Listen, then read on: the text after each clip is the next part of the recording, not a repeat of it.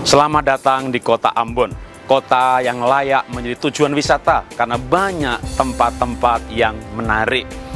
Dari Ambon Manise ini, kita serukan, semuanya menyerukan, Katong Basudara. Nah, di kota Ambon ini ada budaya yang menarik yang namanya budaya Pela.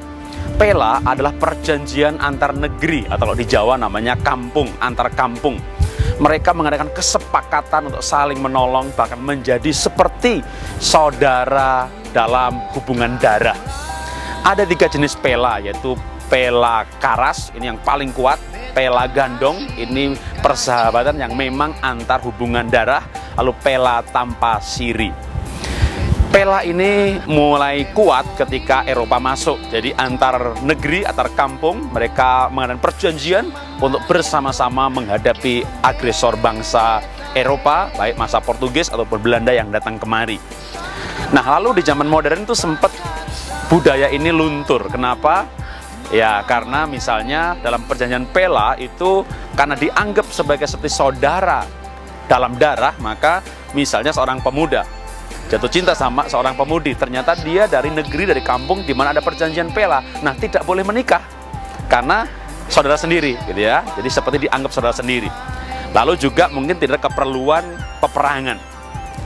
Tapi ketika pecah kerusuhan berbau agama 98-2002, di mana Kristen dan Islam berperang waktu itu.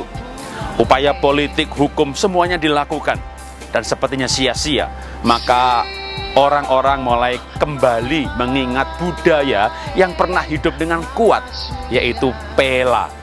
Maka Pela ini mulai kembali dihidupkan dan terbukti Pela mampu mengerem, ya, selain tentunya usaha dalam bidang yang lain, tapi mengerem bahkan menyelesaikan pertikaian.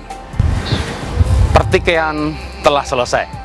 Lalu PBB membangun di kota Ambon dan juga kota-kota lain di seluruh dunia ini tempat-tempat yang pernah ada pertikaian atau kerusuhan.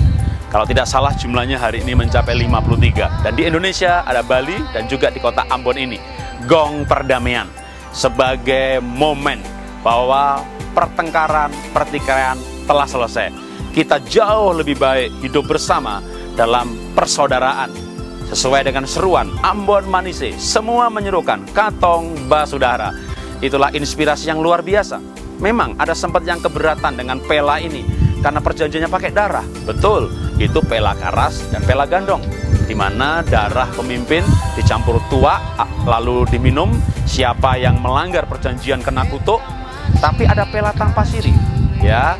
Pela di mana perjanjiannya pada waktu itu digunakan dengan menukar dan mengunyah siri bersama-sama. Nah, kita harusnya menjadi generasi muda yang bijaksana. Budaya-budaya yang kita warisi mungkin bukan tekniknya dengan darah. Kita bisa ganti dengan teknik yang lain.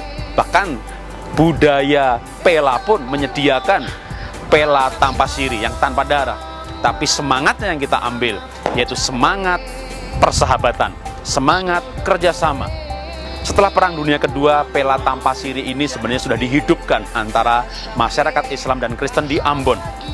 Maka untuk menghidupkan kembali, dilakukan yang namanya Panas Pela. Panas Pela adalah budaya di mana untuk mengenang perjanjian-perjanjian yang pernah ada, dengan berkumpul bersama, makan bersama-sama, dan kembali mengikrarkan sumpah persahabatan.